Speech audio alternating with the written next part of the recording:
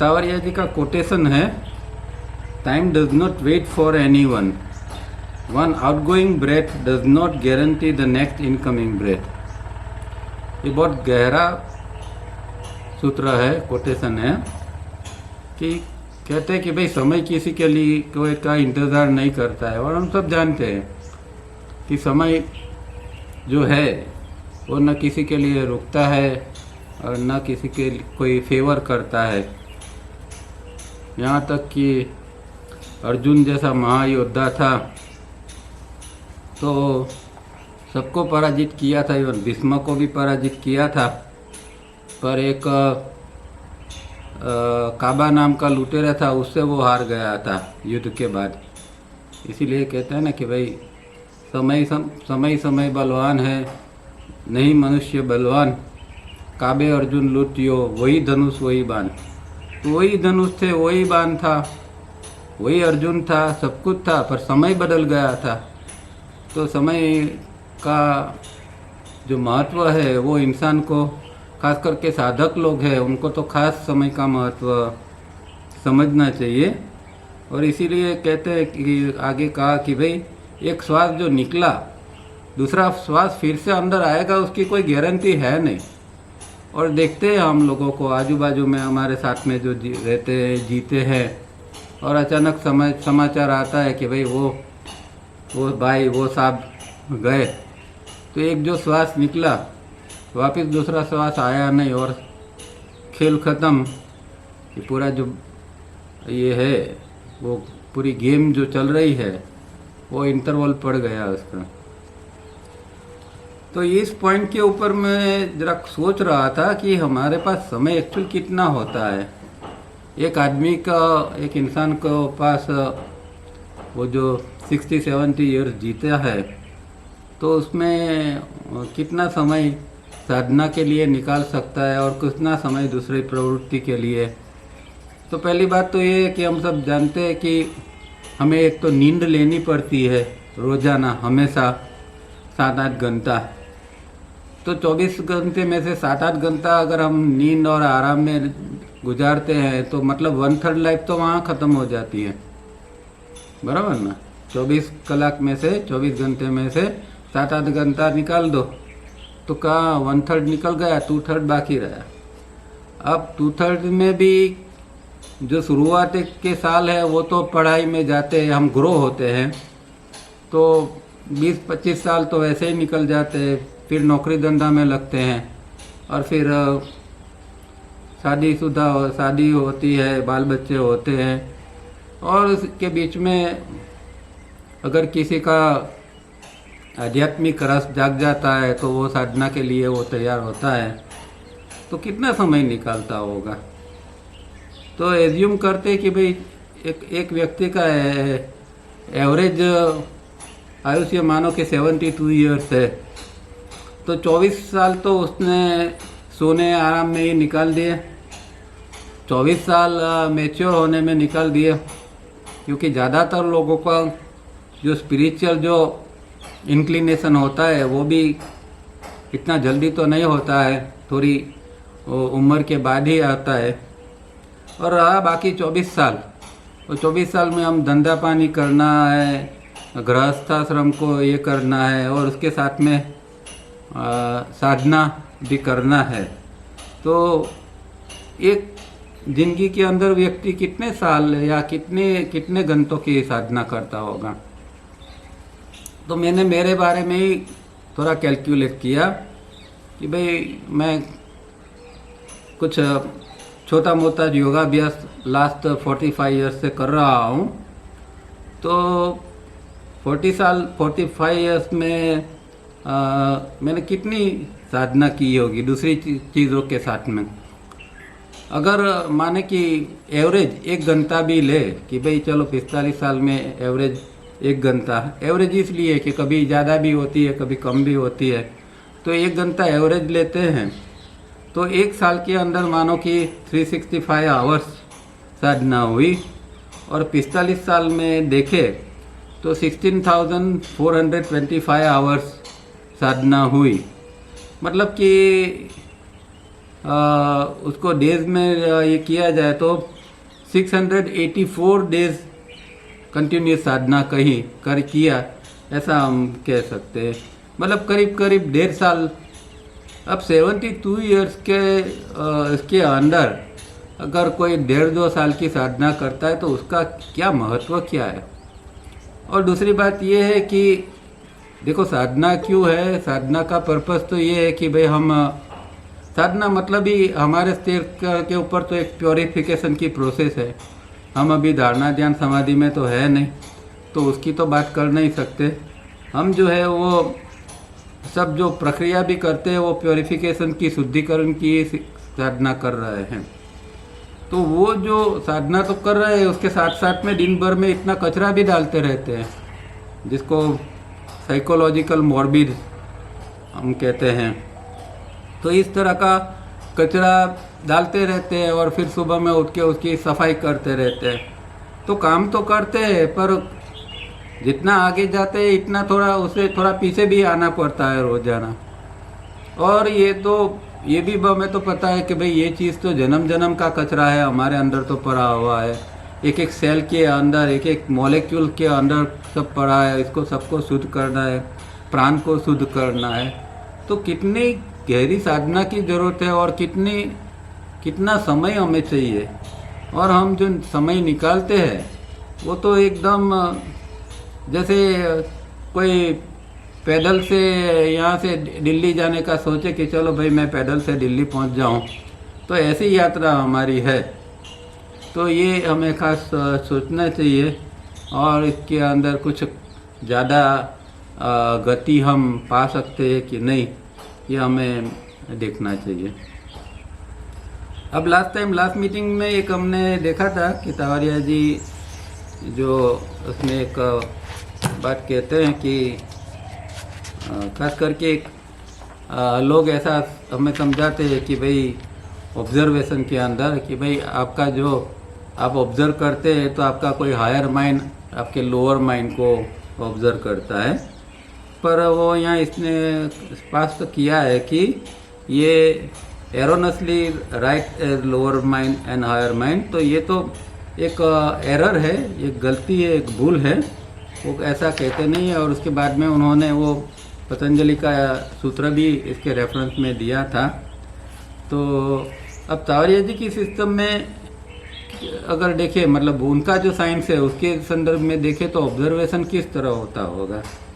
तो जिसको हम नॉर्मल कोर्स में माइंड कहते हैं वो जो है वो ब्रेन है, जो हमारा भटक रहा है, एकाग्र हो रहा है, जो कुछ कर रहा है वो जो है वो इसको ब्रेन तावरिया जी कहते हैं, ना माइंड कहते हैं।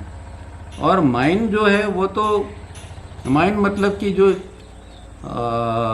यूनिवर्सल डिवाइन माइंड हमारे अंदर जो आता है, यूडीएम या चिट्टी जिसको कहते हैं, इसमें से हमारा जो माइंड बनता है, जो जिसको हम इंडिविजुअल माइंड कहते हैं। तो इंडिविजुअल माइंड ये हुआ कि जो अंदर प्रवाह इनकमिंग इम्पल्स के रूप में हम जानते हैं कि 120 आता है, इससे भी ज़्यादा आता है। तो वो चीज़ जो है वो माइंड है।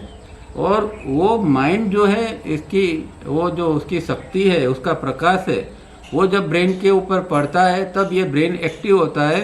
ब्रेन के अंदर मेमोरी है और कुछ सब कुछ है और इसके द्वारा ब्रेन एक्टिव होता है, नर्वस सिस्टम उसके साथ जुड़ी हुई, तो उसके द्वारा हमको ज्ञान होता है और हम जीवन जीते हैं। तो जब ऑब्जर्वेशन चालू होता है, तो जब चित्त न्यूट्रल बनता है थोड़ा, तब हम ऑब्जर्वेशन कर सकते हैं। और वो ऑब्जर्वेशन ये है कि ब्रेन का ऑब्जर्वेशन चालू होता है, न कि माइंड का। तो चित्त जो है वो अब दृष्टा के रूप में आया, ओरिजिनल दृष्टा तो नहीं, क्योंकि ओरिजिनल दृष्टा तो अभी वो तो आत्मा ही है, डिवाइन फ्रेगमेंट है, पर वो तो अभी इनएक्टिव है। तो फर्स्ट जो दृष्टा बनता है वो जो है वो हमारा चित्त दृष्टा बनता है। और वो चित्त जो है वो अपने अटेंशन के ब्रेन की जो प्रवृत्ति है उसको देखता है। तो ऑब्जर्वेशन तावरिया जी के सिस्टम में जो है वो चित्त द्वारा ब्रेन का है, न कि एक माइंड दूसरे माइंड को देख रहा है। ये एक स्पष्टता खास होनी चाहिए। तो ये लास्ट टाइम तो मैं भूल गया था, तो फिर मुझे याद आया, तो मैंने सोचा कि ये मीटिंग से पहले ये बात बता दूं। तो ये खास हमें समझना है। अब 28 मीटिंग पढ़ते हैं, पेज नंबर 89, डिस्कोर्सिस 1, फरवरी 1983 के अंदर ये पेपर बनाया था। Dear friends, by referring to last 3 or 4 meetings, you will note that certain practices are given and you are expected to be very diligent and carry them out daily and very consciously too.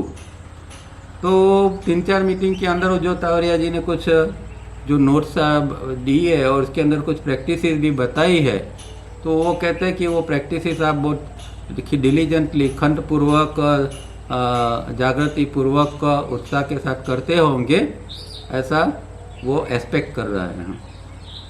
This exercises do appear a little vague, even funny, and some of you may see no profit in practising them, but you would be missing the road that leads and that which leads to destination. तो वो जो exercise दी है, तो हो सकता है कि किसी को वो वेग लगे, मतलब अस्पष्ट लगे, या किसी को वो फनी भी लगे, हंसने जैसा उसमें लगे, पर कहते हैं कि ये हकीकत में ऐसा है नहीं। और अगर आप इसको मिस करोगे, आप इसको छोड़ दोगे, तो जो आपका जो डेस्टिनेशन है, आपका जो लक्ष्य है, जहाँ आपको जाना है, वो रोड ही आपका छूट जाएगा। जो रोड पर आप चलते हैं, जहाँ तक आपको जाना है, वो चीज़ ही आपसे छूट जाएगी। तो कई बार ऐसा जो सीरियस साधक नहीं होते, इनको थोड़ा ऐसा लगता है, और हमने भी देखा है शुरू में हम जब रिफाइनिंग लोगों को सिखाते थे, उसमें खास करके 4th एक्सरसाइज में फूंक मारने के लिए लोगों को बताते थे, तो थोड़ा लोगों को अजीब भी लगता था, तो कई लोग हंस पड़ते थे। तो होता है क्योंकि इतनी सिंसियरिटी या ये क्या चीज़ है या इसका महत्व क्या है, वो शुरुआत में लोगों को नहीं समझ में आता है, तो ऐसा होता है, ठीक है, पर इसको समझ के पकड़ के रखना पड़ता है। Science now has come to realise that the brain is not one mass of grey matter. अब साइंस को जो जिस तरह वो प्रगति कर रहा है, वो रिसर्च कर रहा है, और ब्रेन के बारे में तो साइंस ने बहुत सारी तरक्की की हुई है, फिर भी सब कुछ जानता है ब्रेन के बारे में साइंस, ऐसा तो नहीं है। पर उसको ये पता चला है कि भाई ये कोई सिंगल ग्रे मैटर का एक मास, एक ठोस प्रोडक्ट नहीं है ब्रेन, उसके अंदर काफ़ी अलग अलग विभाग है, अलग अलग हिस्सा है, और इन सबका अलग अलग काम है। That the midbrain is very little known, yet nevertheless there are 2 distinct halves of the brain, the left midbrain and the right midbrain, refer diagrams, and has also come to the conclusion that the left brain is logical, reasoning, calculating type, that it is useful for our daily materialistic life, and that the right brain, which was supposed to be dull and foolish and incapable, has suddenly found favor in the West and is now considered to be the brain of an artist, inventor, the poet, and the visionary, etc. And is said that it is so if the right brain is developed and not otherwise. अब यहाँ वो थोड़ी brain के बारे में बात करते हैं तावरिया जी खुद। वो कहते हैं कि साइंस ने इतना कुछ जाना है, पर मिड ब्रेन जो है उसके बारे में साइंस भी अभी इतना कुछ ज़्यादा जानता नहीं है। फिर भी मिड ब्रेन किस चीज़ों से बना है। मिड ब्रेन के 2 पार्ट है, एक लेफ्ट मिड ब्रेन है और एक राइट मिड ब्रेन है। और लेफ्ट मिड ब्रेन जो है उसका काम क्या है कि वो जो लॉजिकल चीज़ जो है, जिसको समझना है लॉजिकली या रीजनिंग से या कैलकुलेट करके, तो जैसे कि तर्क से, बुद्धि से, और या कुछ गिनती करके इस तरह चीज़ों को समझना है, तो लेफ्ट ब्रेन का उपयोग किया जाता है। जैसे कि हम यहाँ पढ़ते हैं तो भी हम लेफ्ट ब्रेन का उपयोग करते हैं, लेफ्ट ब्रेन से इसको समझने का प्रयत्न करते हैं लॉजिकली, रीजनिंग वाइज। पर दूसरा भी जो ब्रेन है, ये मतलब कि ये जो ब्रेन है वो हमारे जो मटीरियलिस्टिक जो लाइफ है, तो मटेरियल लाइफ के अंदर इसका काफ़ी उपयोग है, क्योंकि हमें दिन भर में ऑफिस में आप कामकाज करते हैं, लोगों से बात करते हैं, तो ज़्यादातर आपको लॉजिकल माइंड, ये रीजनिंग वाला माइंड का ही उपयोग करना पड़ता है। इसीलिए ये लेफ्ट ब्रेन है वो इस माने में इसका इम्पोर्टेंस है कि भाई हमें सांसारिक कामों के लिए उसका उपयोग करना पड़ता है। दूसरा जो है वो राइट ब्रेन है, जिसको पहले ऐसा माना जाता था कि भाई ये तो राइट ब्रेन तो डल है, फुलिश है, इनकेपेबल है। तो इस तरह की एक मान्यता थी कि राइट ब्रेन का कोई महत्व हमारे अंदर है नहीं, वो तो एक ठीक है, एक दिमाग का हिस्सा है, पर इतना काम का नहीं है। और अचानक खास करके वेस्ट में ऐसा एक फिर इन लोगों के ध्यान में आया, उन लोगों ने देखा कि भाई ये राइट ब्रेन है वो तो बहुत काम की चीज़ है, और जिन लोगों के अंदर इंट्यूशन होती है, स्फुरना होती है, और जो कोई अच्छी कल्पना कर सकते हैं, ऐसे सब लोगों के लिए ये राइट ब्रेन तो बहुत उपयोगी है। तो जैसे कि आर्टिस्ट है जो कला के क्षेत्र में काम करते हैं, वो किसी भी तरह की कला होती है, तो उसके अंदर राइट ब्रेन का महत्व ज़्यादा रहता है, क्योंकि उसको थोड़ा अंदर के अंदर से कुछ चीज़ आनी चाहिए कि जिसके द्वारा वो चीज़ को निखार सके। या फिर इन्वेंटर है जो शोध करते हैं, नई नई चीज़ों को रिसर्च वगैरह करते हैं, ऐसे लोग हैं। या जो कवि जैसे लोग हैं जो काव्य वगैरह की रचना करते हैं। या फिर कोई विजनरी है जिसको कुछ दूर का देख सकते हैं, समझ सकते हैं आगे फ्यूचर में क्या होने वाला है, ऐसा जो लोग समझ सकते हैं, वो सब लोग जो है वो राइट ब्रेन का ज़्यादा उपयोग करते हैं। ये बात बहुत देर से साइंस को और दूसरे वेस्ट के जो लोग हैं उनको समझ में आया, और ये कहते हैं कि ये सारी चीज़ जब राइट ब्रेन डेवलप होता है तो ही ये सारी चीज़ जो है, आर्टिस्ट है या इन्वर्टर है या पोएट है, उसके अंदर जो चीज़ होती है, बनती है, तो ये राइट ब्रेन डेवलप होने से ही बनती है, अदरवाइज नॉट। तो उसके बिना ये चीज़, ये सारी चीज़ों का होना या बनना असंभव है। तो यहाँ उन्होंने ब्रेन का 2 हिस्सों की बात की है। अब आगे कहते हैं, yoga and Indian shastras had found out this and much more ages ago, and the right mid brain was used for advance yoga practices in normal human being. अब साइंस को तो या फिर वेस्ट को तो आज पता चला, मतलब कि थोड़े साल पहले पता चला कि भाई ये राइट मिड ब्रेन जो है वो बहुत इम्पोर्टेंट है और इसका इस तरह का यूज़ है। पर हमारे यहाँ तो भारतीय जो शास्त्र है और भारतीय जो ट्रेडिशन है उसके अंदर तो कहते हैं कि भाई ये तो युगों से हमारे यहाँ तो ये राइट मिड ब्रेन क्या है उसका हमारे ऋषि मुनियों को पता था। और जो एडवांस योग की प्रैक्टिस जो है, ध्यान समाधि वगैरह जो है, उसके अंदर इस मिड ब्रेन का, राइट मिड ब्रेन का ही उपयोग करना पड़ता है। तो राइट मिड ब्रेन जो है वो तो पहले से यहाँ जो साधक या जो ऋषि मुनि थे उसका उपयोग करते आए थे। और ऐसा ही नहीं, नॉर्मल ह्यूमन बीइंग थे जो लोग साधना करते थे, नॉर्मल ह्यूमन बीइंग, वो लोगों को भी ये राइट मिड ब्रेन का पता था। तो यहाँ हमारे यहाँ तो ये पहले से इसकी जानकारी हुई है। This right mid brain is very little develop.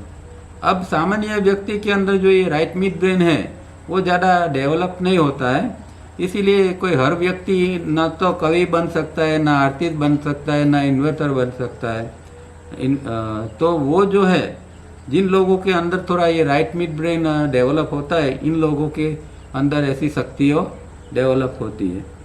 तो ये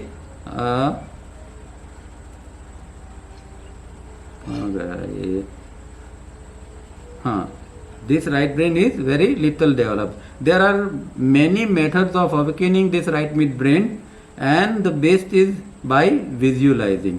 तो राइट मिड ब्रेन को डेवलप करने के लिए तो अभी तो वेस्ट में भी काफ़ी टेक्निक का उपयोग किया जाता है अलग अलग, और इसमें भी हमारे यहाँ तो योग में बहुत सारी प्रैक्टिसेस हैं। पर कहते हैं कि विजुअलाइजिंग जो है, विजुअलाइज करना जो है, वो टेक्निक राइट मिड ब्रेन को डेवलप करने के लिए सबसे इम्पोर्टेंट है। ये पेपर बहुत इम्पोर्टेंट है उसके अंदर, क्योंकि हम किस तरह अपने आप को डेवलप कर सकते हैं, इस माने में ये पेपर बहुत एक वेरी इम्पोर्टेंट और इसमें बहुत अच्छी डिटेल दी गई है। तो ये जो है राइट मिड ब्रेन को अगर हमें एक्टिवेट करना है तो उसके लिए विजुअलाइजेशन की जो प्रैक्टिस है। अब विजुअलाइजेशन क्या है? विजुअलाइजेशन माने कॉन्शियस इमेजिनेशन। हम नॉर्मल जो इमेजिन करते हैं, इमेजिनेशन हमारा तो दिन भर में भी चलता रहता है, पर वो बेहोशी में चलता रहता है, मैकेनिकल वो इमेजिनेशन होता है। पर कॉन्शियसली आप जब चीज़ को इमेजिन करते हैं, जैसे कि आप आंख बंद करके एक फूल को आंख के सामने लाते हैं, विजुअलाइज करते हैं, तो ये कॉन्शियस विजुअलाइजेशन हो गया। तो इस तरह की टेक्निक जो है वो ये राइट मिड ब्रेन को डेवलप करने में उपयोगी है। So now dear friends, it will be apparent to you why we have selected few exercises for visualising. तो तावड़िया जी ने भी कुछ एक्सरसाइजेस विजुअलाइजिंग के लिए डेवलप की थी, तो वो इसी माने में, ताकि हमारा राइट मिड ब्रेन धीरे धीरे करके एक्टिवेट हो जाए, तो जब हमें आगे की साधना में, जब हम कभी भी धारणा ध्यान समाधि की साधना करनी जरूर पड़ेगी, तो उस समय वो ये राइट मिड ब्रेन बहुत उपयोगी बनेगा।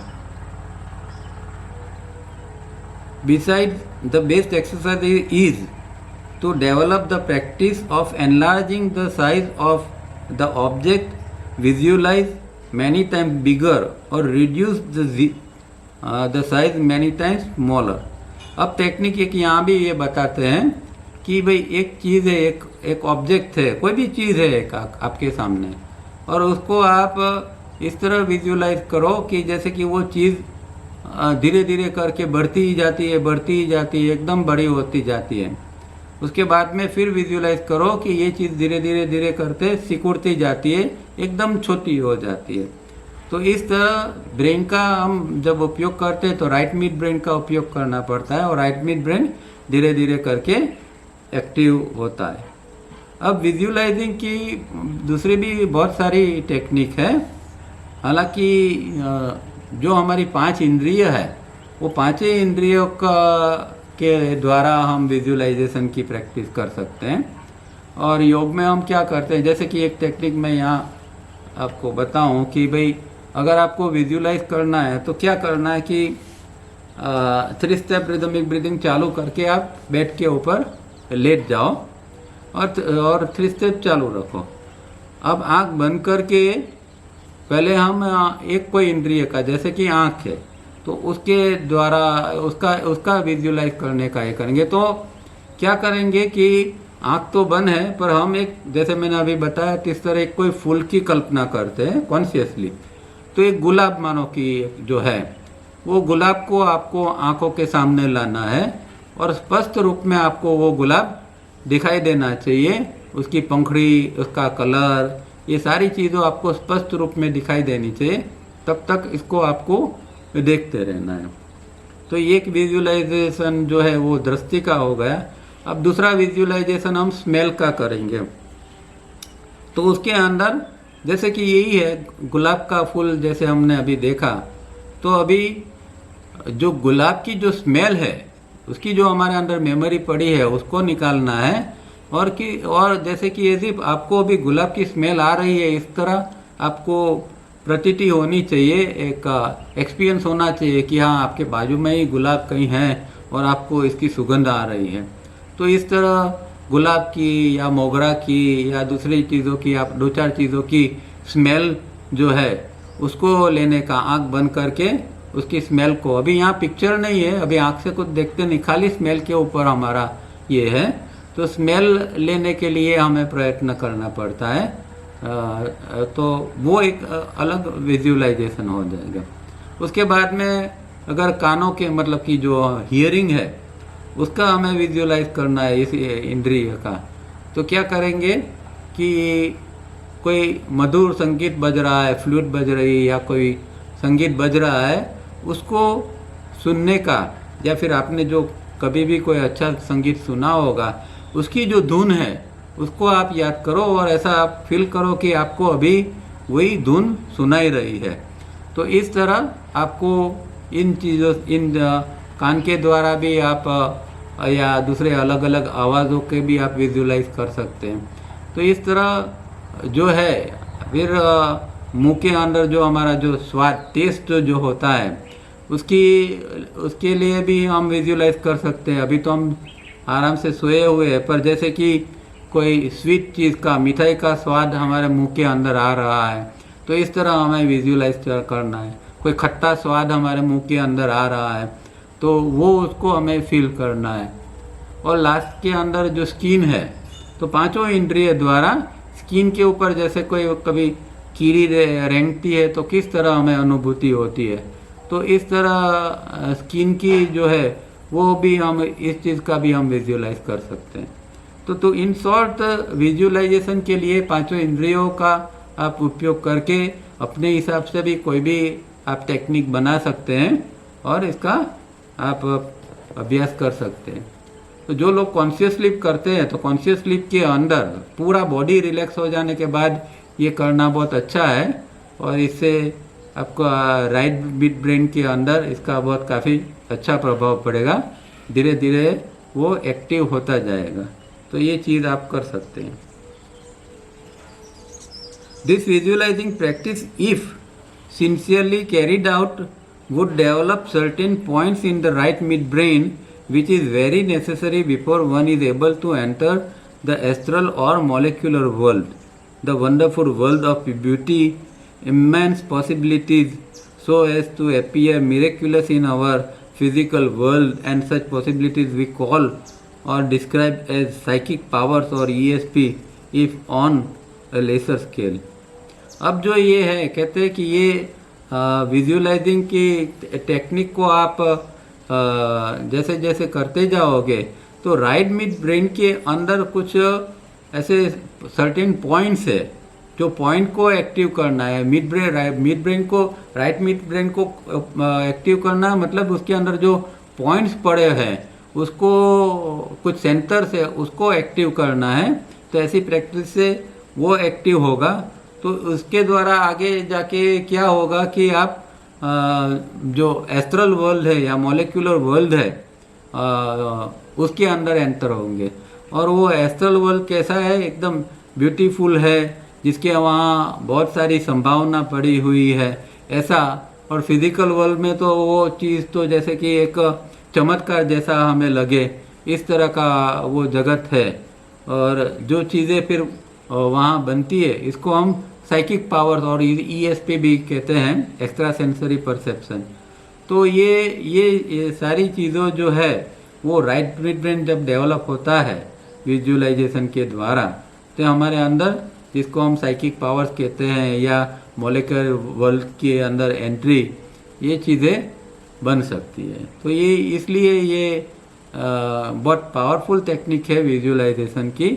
और जिनको एस्ट्रल बॉडी का कुछ भी अनुभव नहीं है, इन लोग आगे जाके धीरे धीरे करके ये अनुभव ले सकते हैं। क्योंकि हम बार बार एस्ट्रल बॉडी की बात तो करते हैं, पर अनुभव होना भी जरूरी है कि भाई एस्ट्रल बॉडी कैसा होगा, इसमें क्या मॉलिक्यूलर वर्ल्ड है उसके अंदर एंटर होंगे। और वो एस्ट्रल वर्ल्ड कैसा है, एकदम ब्यूटीफुल है, जिसके वहाँ बहुत सारी संभावना पड़ी हुई है ऐसा। और फिजिकल वर्ल्ड में तो वो चीज़ तो जैसे कि एक चमत्कार जैसा हमें लगे, इस तरह का वो जगत है। और जो चीज़ें फिर वहाँ बनती है इसको हम साइकिक पावर्स और ESP भी कहते हैं, एक्स्ट्रा सेंसरी परसेप्शन। तो ये सारी चीज़ों जो है वो राइट मिड ब्रेन जब डेवलप होता है विजुअलाइजेशन के द्वारा, तो हमारे अंदर, जिसको हम साइकिक पावर्स कहते हैं या मॉलिक्यूलर वर्ल्ड के अंदर एंट्री, ये चीज़ें बन सकती है। तो ये इसलिए ये बहुत पावरफुल टेक्निक है विजुअलाइजेशन की। और जिनको एस्ट्रल बॉडी का कुछ भी अनुभव नहीं है, इन लोग आगे जाके धीरे धीरे करके ये अनुभव ले सकते हैं। क्योंकि हम बार बार एस्ट्रल बॉडी की बात तो करते हैं, पर अनुभव होना भी ज़रूरी है कि भाई एस्ट्रल बॉडी कैसा होगा, इसमें क्या फीलिंग आती होगी, तो इसके लिए ये ज़रूरी है।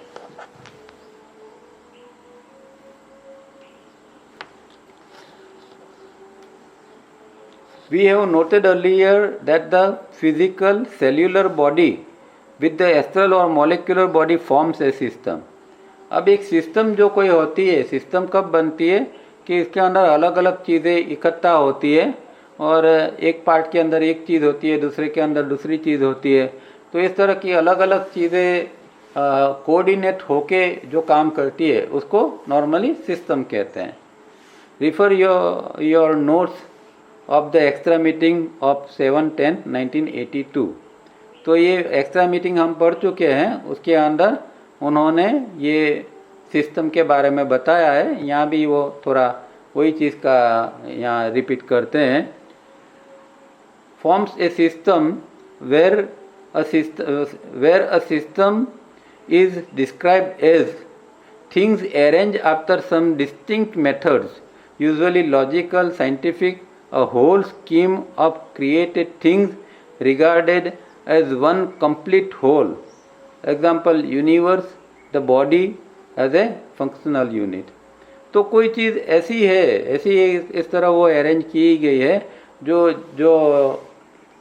मेथोडिकल है, जिसमें मेथड से बनी हुई है। कुछ मेथड्स है, वो लॉजिकली काम करती है, वो साइंटिफिकली काम करती है, और वो चीज़ जो है वो एक कंप्लीट रूप में काम करती है। मतलब कि जो अंदर चीज़ें हैं वो एक दूसरे से मिलके एक पूर्ण रूप में जो काम करती है उसको ये सिस्टम कहा जाता है। तो सिस्टम की यहाँ डेफिनेशन कही है। और फिर एग्जाम्पल में बताया कि भाई यूनिवर्स, जैसे कि यूनिवर्स है, जैसे कि यूनिवर्स का तो पृथ्वी मानो कि एक है, तो पृथ्वी जो है वो उसके अंदर कितनी सारी चीज़ें हैं, पर वो सारी चीज़ें जो है वो इकट्ठा होकर काम करती है। वो सारी चीज़ें हैं, वो मेथड से है, वो लॉजिकल भी हमें लगती है, वो साइंटिफिक भी है।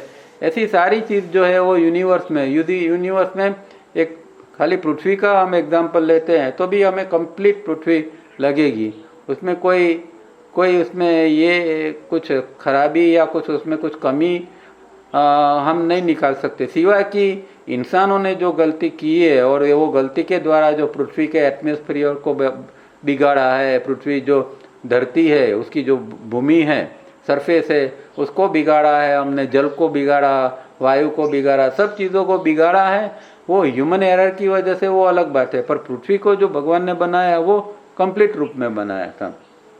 इसी तरह यूनिवर्स में कोई भी चीज़, चाहे भूलोक के अंदर कोई सोलर सिस्टम ले लो या फिर कोई गैलेक्सी वगैरह ले लो, सब चीज़ जो है वो इस तरह बनी है और एक कंप्लीट होल वो है, इस तरह ये बनी हुई है। इसी तरह हमारा बॉडी जो है, अगर बॉडी को हम देखते हैं तो बॉडी भी हमारे अंदर कितनी अलग अलग सिस्टम काम कर रही है। रेस्पिरेटिव सिस्टम है, सर्कुलेटिव सिस्टम है, डाइजेस्टिव सिस्टम है, एंडोक्राइन की सिस्टम्स है। ये सारी जो सिस्टम है वो एक दूसरे के साथ मिलके काम करती है। तो जो फंक्शनल यूनिट जो हमारा बॉडी है वो भी एक ये इस तरह हार्मनी में या एक complete whole, as a whole वो काम करता है। तो यहाँ ये चीज़ जो डिफाइन की है उसका एग्जांपल उन्होंने इस तरह दिया है। इन आवर बॉडी और combined bodies form a system. अब जो हमारा कंबाइंड बॉडी है, मतलब फिजिकल बॉडी और एस्ट्रल बॉडी, और फिजिकल बॉडी का ब्रेन, एस्ट्रल बॉडी का मनस, ये सारी चीज़ें मिलके एक सिस्टम बनाती है। We ought to approach it with respect, and if we want this system to give the required results, we must use scientific and proper methods, and no haphazard approach will ever give or yield right result. अब ये system तो है हमारे अंदर, मानो कि दो body की सिस्टम जो है उसको हमें एक इसके बाद उसको एक हमें एक रिस्पेक्ट देना चाहिए, और रिस्पेक्ट के साथ इसके साथ हमें काम करना चाहिए। और अगर हम इसके पास में कोई रिक्वायर्ड रिजल्ट चाहते हैं, हमारी कोई इच्छा है कि भाई इस तरह का ये सिस्टम काम करे या इसका इस तरह का परिणाम आना चाहिए, तो ये सिस्टम को साइंटिफिकली और मेथोडिकली काम करना चाहिए, न कि हैफेजार्ड अप्रोच में। मतलब मनचाहा अभिगम से उसको नहीं कर सकते, उसको मेथड से या साइंटिफिकली अगर करते हैं तो हम फिर रिक्वायर्ड रिजल्ट जो है वो पा सकते हैं। अदरवाइज उसका कोई अच्छा परिणाम हमें नहीं मिलता है। It was also stated in the meeting that these two bodies do not work as a system, and our first step should be to establish this system if we hope to enter the magnificent molecular world और astral world. अब ये जो है भगवान ने ये दो body तो दिए हुए हैं, पर अभी दोनों बॉडियों के अंदर कुछ कुछ कमियां हैं। चाहे वो एज ए होल हो, सब सिस्टम अच्छी तरह काम कर रही हो, फिर भी वो मेन चीज़ ये है कि ये दोनों का जो सिंक्रोनाइज होके काम करना है। जो कमी क्या है दोनों के अंदर, ये दोनों अपने आप में तो चलो ठीक है, पर दोनों सिंक्रोनाइज होके काम नहीं करते हैं। ये सबसे एक इसके अंदर लैकिंग है। तो जैसे कि तावड़िया जी कहते हैं कि भाई आपका श्वास और आपका प्राण ये दोनों सिंक्रोनाइज होके काम करने चाहिए, पर हमारा श्वास का कोई जो रेट है अलग है, हमारे अंदर प्राण आता है उसका रेट अलग है, एस्ट्रल के अंदर प्राण आता है, फिजिकल में ब्रेथ आता है, तो दोनों सिंक्रोनाइज नहीं है। इसीलिए तो उन्होंने 3 स्टेप रिदमिक ब्रीदिंग दिया कि भाई कम से कम आप पहला ब्रेथ और प्राण को तो सिंक्रोनाइज करो। तो इतना सिंक्रोनाइज होगा तो धीरे धीरे करके फिर आपका फिजिकल और एस्ट्रल बॉडी भी सिंक्रोनाइज होता जाएगा। तो ये 3 स्टेप रिदमिक ब्रीदिंग कितना इम्पोर्टेंट है, क्योंकि इसके द्वारा ही हम दोनों को सिंक्रोनाइज कर सकते हैं। और अगर ये सिंक्रोनाइज होगा तो ये जो एस्ट्रल का जो मैग्निफिसेंट मॉलिक्यूलर वर्ल्ड है उसका हम एंटर हो पाएंगे, उसका हम अनुभव कर पाएंगे। इसीलिए आगे कहते हैं for this we practise the 3 step rhythmic breathing. तो 3 स्टेप रिदमिक ब्रीदिंग का हेतु यही है कि पहले प्राण और श्वास को सिंक्रोनाइज किया जाए और इसके द्वारा हम फिजिकल और एस्ट्रल बॉडी दोनों बॉडी को भी सिंक्रोनाइज कर सके। जिस दिन ये सिंक्रोनाइज हो जाएगा तो मानो कि हमने बहुत काफ़ी आध्यात्मिक यात्रा कर ली, ऐसा हम कह सकते हैं। क्योंकि उसके बाद में ही जो ये है जो एनर्जी का जो लेती देती है, जो एस्ट्रल के अंदर प्राण है, वो प्राण जो है वो फिजिकल में भी फिर वो घूमना चालू कर देगा और फिजिकल में फिर प्राण की अनुभूति हमें हो पाएगी। तो इसीलिए ये 3 स्टेप रिदमिक ब्रीदिंग का करना या होना बहुत ज़रूरी है। Hence this practices of visualization which you ought to carry out very sincerely and develop certain important centers in the right midbrain and be in link with the molecular world। तो ये इसीलिए यहाँ विजुअलाइजेशन की practice भी बताई दी है कि भाई इसके द्वारा हम राइट मिड ब्रेन को जागृत करें, उसके अंदर जो सेंटर्स है उसको जागृत करें, ताकि हम ये मॉलिक्यूलर वर्ल्ड के साथ में लिंक कर सके। If you wish to see what your physical eyes cannot see at present and hear what your physical ears cannot hear at present and do what your hands cannot perform at present, that is extend your possibilities erroneously so as to surprise your own self about your own abilities, then you cannot afford to ignore और be careless about these exercises. अब जब कुछ हमारे अंदर कुछ शक्तियाँ develop होती हैं तब हम जान पाते हैं कि ये अभी जो जैसे कि ये हम आँख से देखते हैं, फिजिकल आँख से देखते हैं, तो इसका दायरा कितना छोटा है, हम कुछ मीटर तक देख सकते हैं। जब मॉलिक्यूलर वर्ल्ड का हमें सपोर्ट मिलता है या मॉलिक्यूलर एस्ट्रल बॉडी जब हमारा डेवलप होता है, तो यही चीज़ जो है फिजिकल आइज जो देख नहीं सकती है, ऐसी दूर दूर की चीज़ ये हमारे अंदर की आँख देख पाएगी।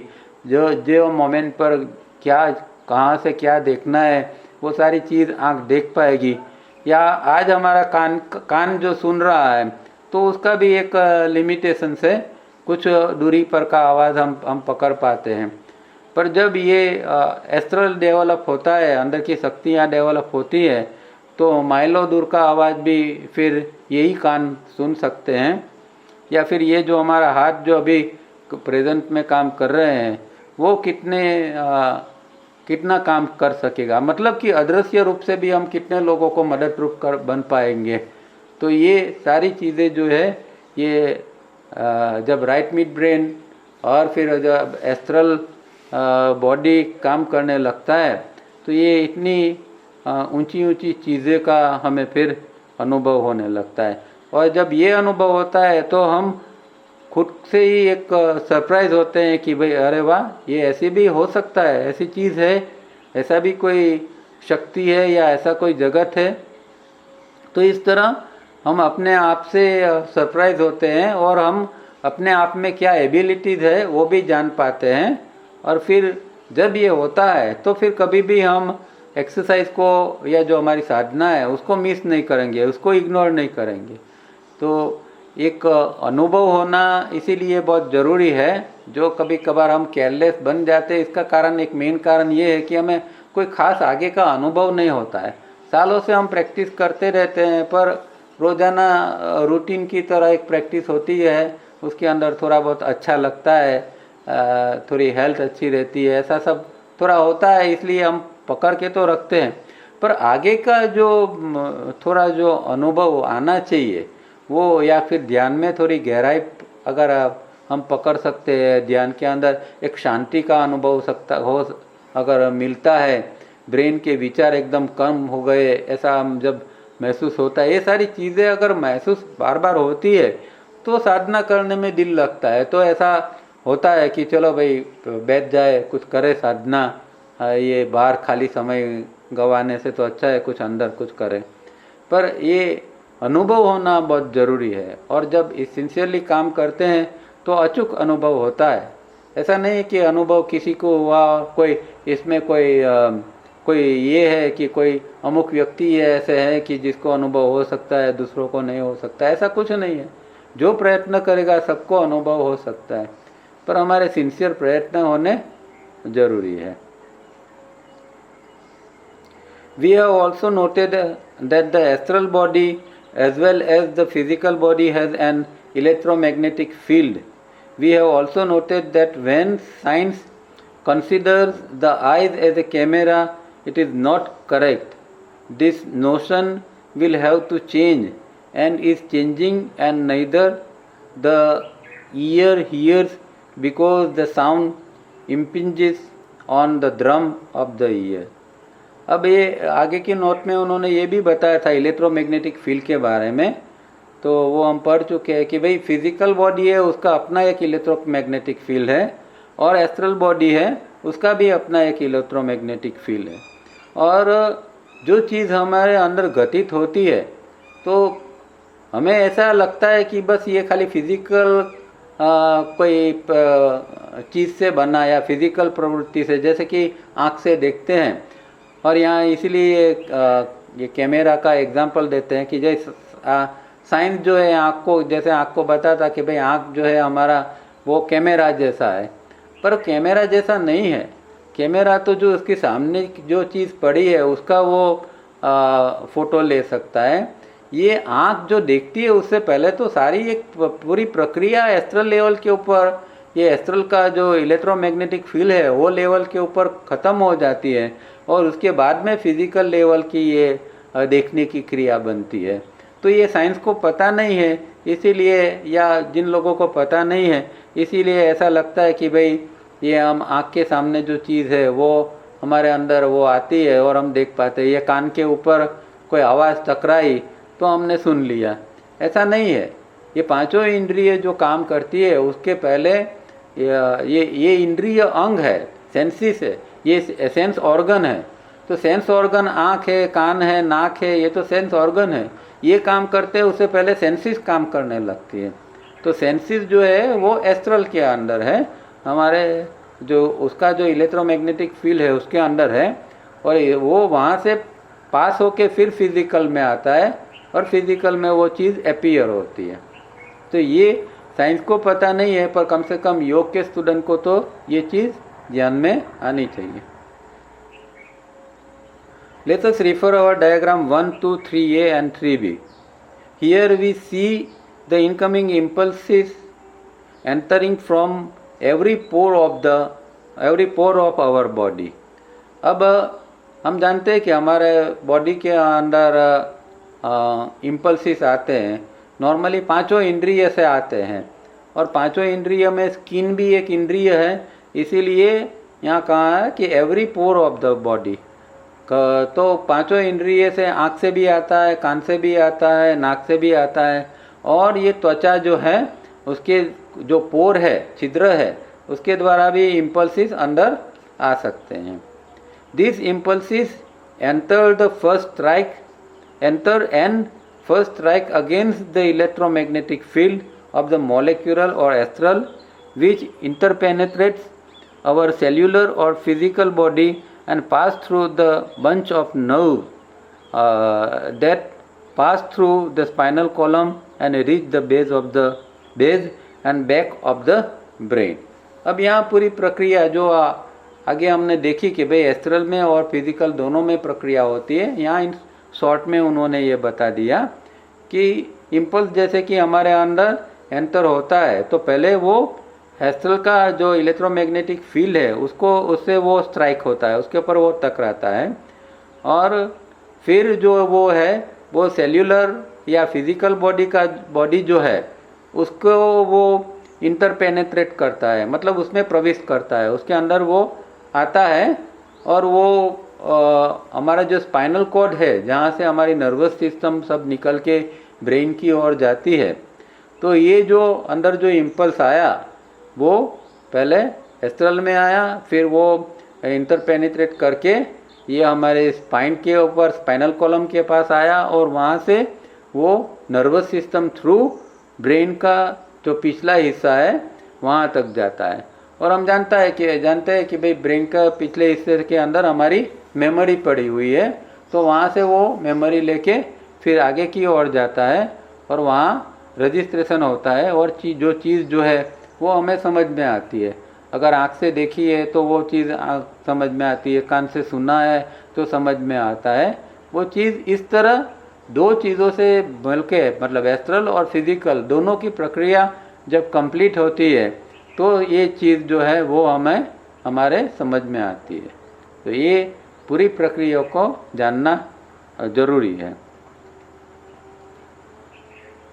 Two systems are at work, one sympathetic system, second parasympathetic system, that carry messages from the electromagnetic field to the brain and back as response.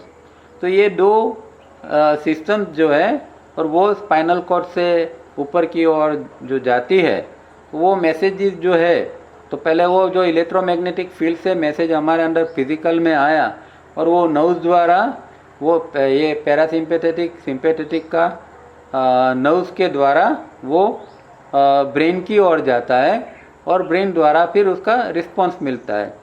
जैसे कि भाई हाथ को हिलाना है या पैर से चलना चालू करना है, कुछ भी रिस्पांस जो ब्रेन हुक्म करता है, फिर हम वो क्रिया करते हैं, इसको रिस्पांस कहते हैं। The spot normally noted by science as the thalamus in the brain, the Shastras say is the meeting ground of 72,000 pairs of nerves, meaning one of sympathetic and one of parasympathetic system forming a pair, and such 72,000 pairs meet at the spot and are wired as if to a junction box, and just as in electrical connection.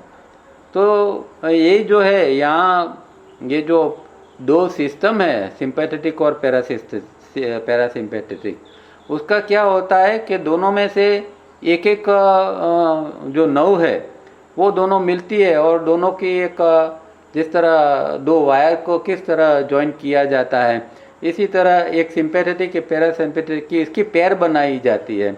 और इस तरह की 72,000 pairs जो है वो brain के अंदर जो थैलेमस का हिस्सा है, थैलेमस मतलब ब्रेन के एकदम ऊपर का हिस्सा है, अंदर के भाग में जो ऊपर का हिस्सा है उसको थैलेमस कहते हैं।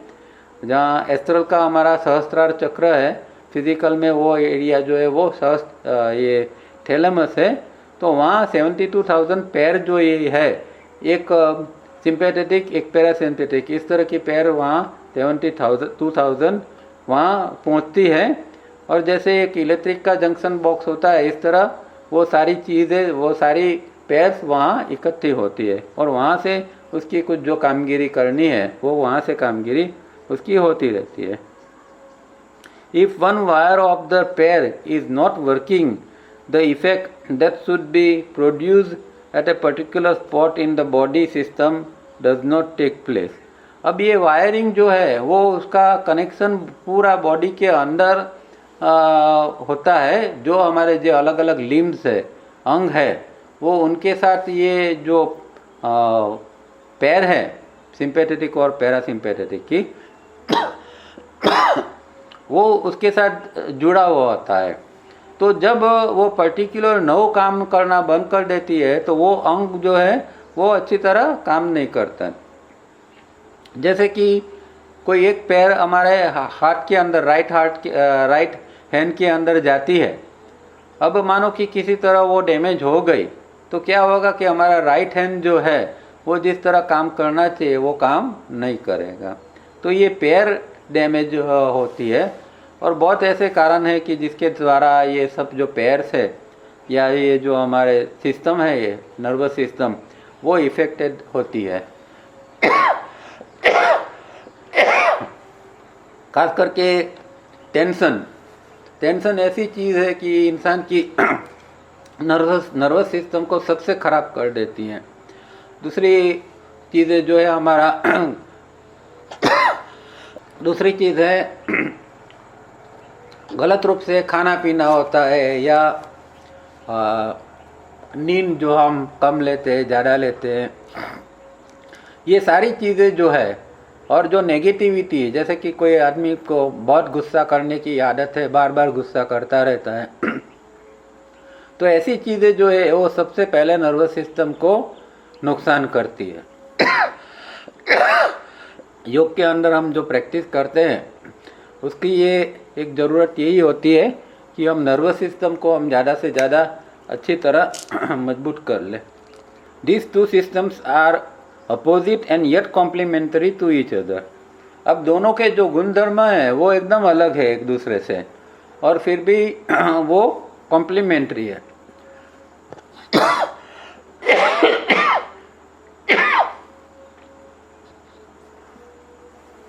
जैसे कि घर में दो व्यक्ति होती है, हस्बैंड वाइफ होते हैं, तो मानो कि एक का स्वभाव बहुत गुस्सा वाला और ज़्यादा एक उग्र है, दूसरे का स्वभाव शांत है, तो अपोजिट है फिर भी वो कॉम्प्लीमेंट्री है।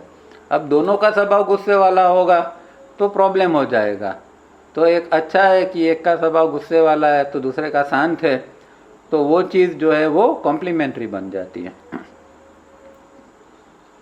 And just as at thalamus such 72,000 pairs meet, so are other junction boxes in the body system known as chakras or glands, where different numbers of pair of this nervous system, the two nervous systems, meet to produce a peculiar result in the body system.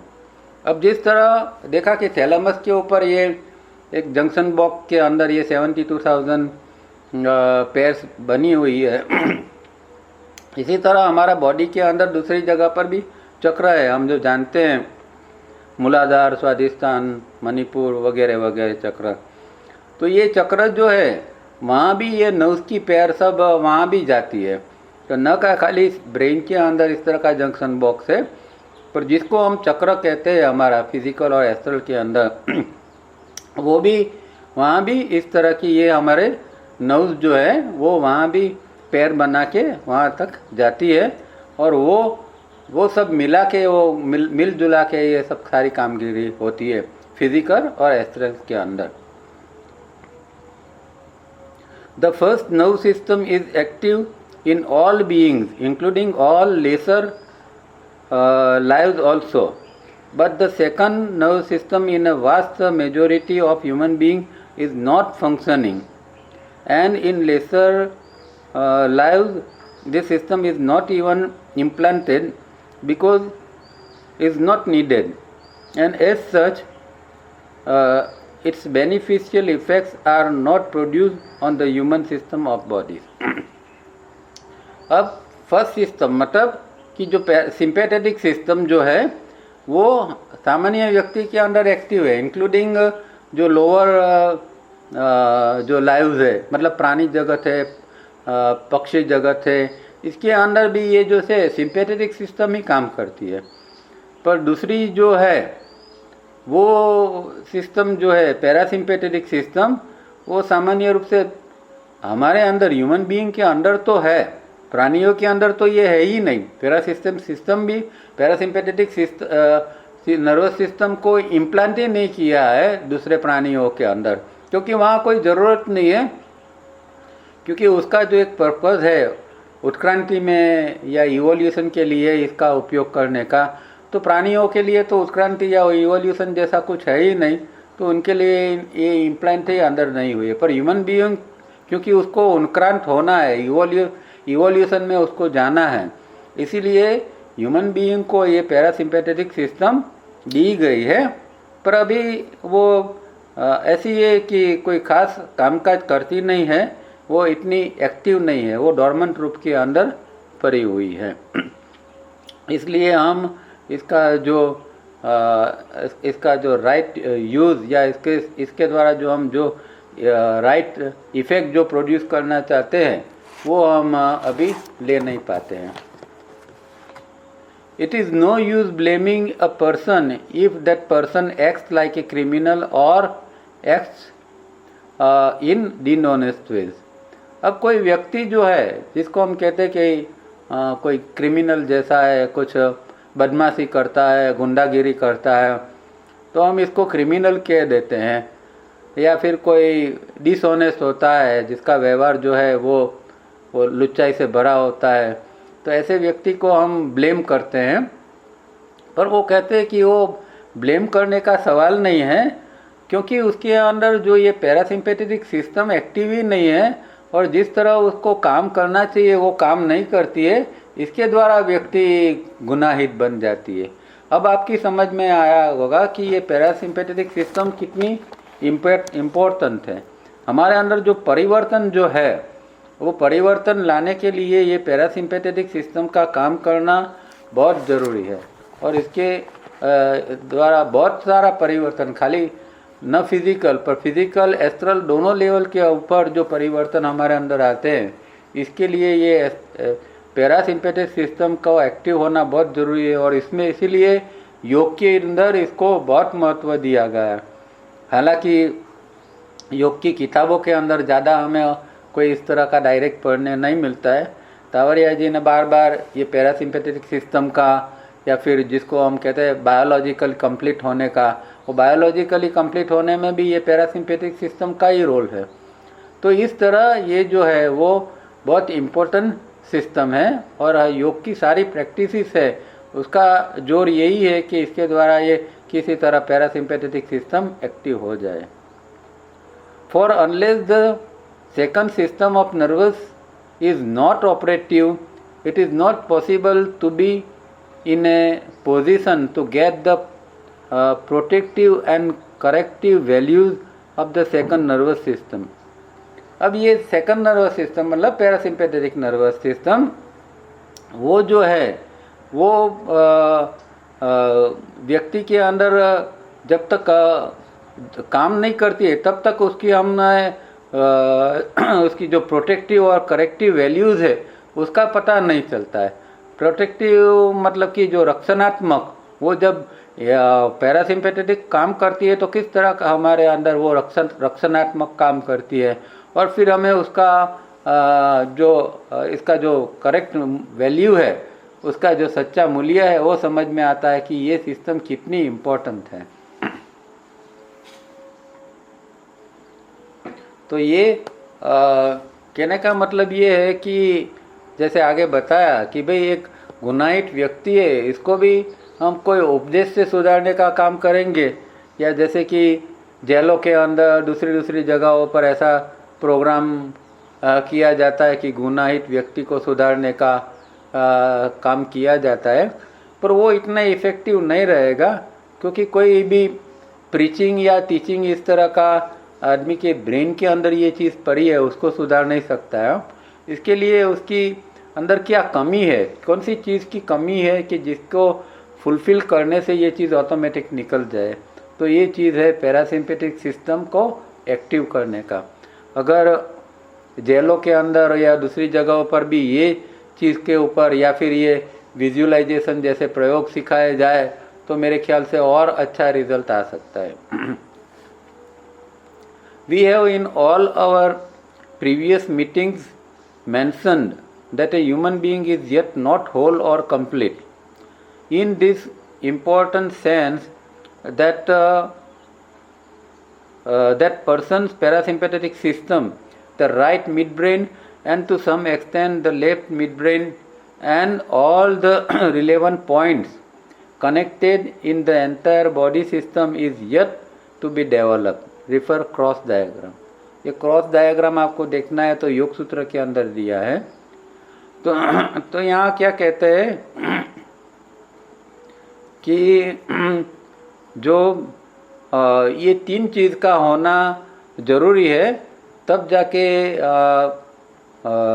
ये whole या complete system कहा जाता है। तावड़े जी बार बार complete system या whole system की बात करते हैं। तो इसके अंदर तीन चीज़ों का एक्टिव होना या काम करना बहुत ज़रूरी है।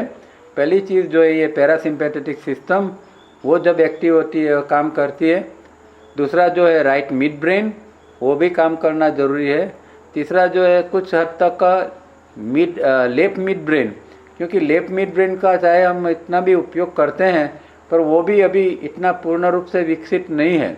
उसके अंदर भी उसकी भी कैपेसिटी, इसकी एबिलिटीज़ बहुत है जिसका हमें पता ही नहीं है। तो उसको भी हम कुछ हद तक ये कर सकते हैं, डेवलप कर सकते हैं। और दूसरा जो पूरे शरीर के अंदर जो रिलेवेंट पॉइंट है, तो फिजिकल के अंदर कुछ पॉइंट्स है, एस्ट्रल के अंदर भी पॉइंट्स है। और तावड़िया जी कहते थे कि भाई 21 मेजर पॉइंट्स है और 28 माइनर पॉइंट्स है, कुल मिला के 49 पॉइंट्स है। तो ये सब पॉइंट्स जो है वो सब काम करने लगता है, तब व्यक्ति की जो है वो कंप्लीट बनती है। If the right mid brain is develop, the parasympathetic system will get develop. अब राइट मिड ब्रेन को डेवलप करेंगे तो भी पैरासिम्पैथेटिक सिस्टम काम करना चालू कर देगी। The sympathetic system is govern by the left mid brain and the parasympathetic system is govern by the right mid brain. तो इसीलिए ये कहते हैं कि राइट मिड ब्रेन को हम डेवलप करते हैं तो पैरासिम्पैथेटिक ये होती है, और जब लेफ्ट मिड ब्रेन एक्टिवेट होता है तो सिम्पैथेटिक सिस्टम जो है वो काम करने लगती है, या इस तरह वो वाइस वर्सा काम करती है। तो ये हमारे लिए, साधक के लिए ज़रूरी है कि पहले राइट मिड ब्रेन के ऊपर काम करें। इसके लिए विजुअलाइजेशन का प्रयोग और दूसरी जो एक्सरसाइज है वो करना चाहिए। और लेफ्ट मिड ब्रेन जो है, सिंपैथेटिक सिस्टम भी हमारे योग के द्वारा और अच्छी काम करेगी, तो लेफ्ट ब्रेन है वो भी और अच्छी तरह काम करेगा। यहाँ रुकते हैं, समय हो रहा है। तो किसी को कोई प्रश्न है, 2-3 मिनट है तो प्रश्न कर सकते हैं। बाकी थोड़ा बाकी है, वो नेक्स्ट मीटिंग के अंदर कंप्लीट करेंगे। किसी को कोई प्रश्न है तो पूछ सकते हैं।